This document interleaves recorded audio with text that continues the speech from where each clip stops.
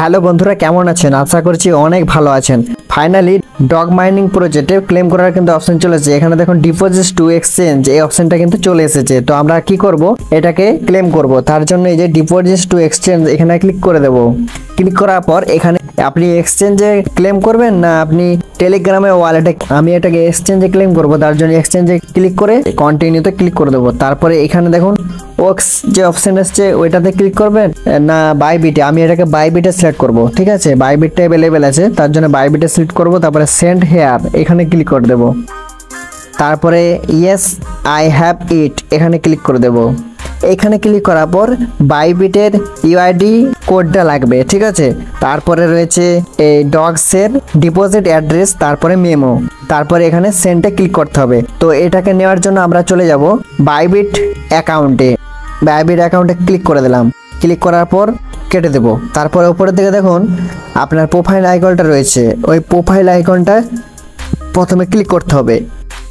Click করার পর নিচের দিকে দেখুন এই যে আইডিটা কিন্তু এখানে শো করছে, আইডি নম্বরটা, এটাকে কিন্তু আপনাকে কপি করতে হবে। এটা কিন্তু ভুল করা চলবে না, ভুল করলে আপনার টোকেনটা কিন্তু ক্লেম হবে না। তো এইখানে একবার চেপে ধরে রাখবেন, তাহলে কিন্তু কপি হয়ে যাবে। তো এখানে কপি হয়ে গেল। আমরা চলে যাব আবারও টেলিগ্রামে। তো এখানে আমরা চলে আসব। এখানে কি করব, ওটাকে একটু চেপে ধরে রাখবো, পেস্ট করে দেবো, তাহলে এটার কাজ আমাদের কমপ্লিট হয়ে গেল। তারপরে যে ডগ ডিপোজিট অ্যাড্রেস এটাকে আমরা কপি করব। তার জন্য কি করব, আবার চলে যাব। তারপর এখানে একটু কেটে দেব, কেটে দিলাম। তারপরে এখানে অ্যাসেট, নিচের দিকে অ্যাসেটে ক্লিক করে দেব।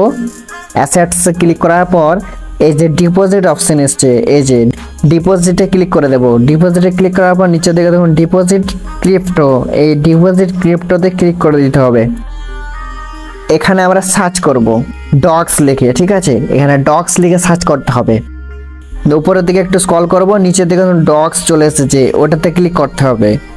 ওটা ক্লিক করার পর প্রথমে যে অপশনটা চলে এসছে আমরা কেটে দেব। তো উপরে অপশনটাতে ক্লিক করে দিলাম। ক্লিক করে দিলে নিচের দিকে টোন অপশনটা সিলেক্ট করে নেব, ওকেতে ক্লিক করে দেব।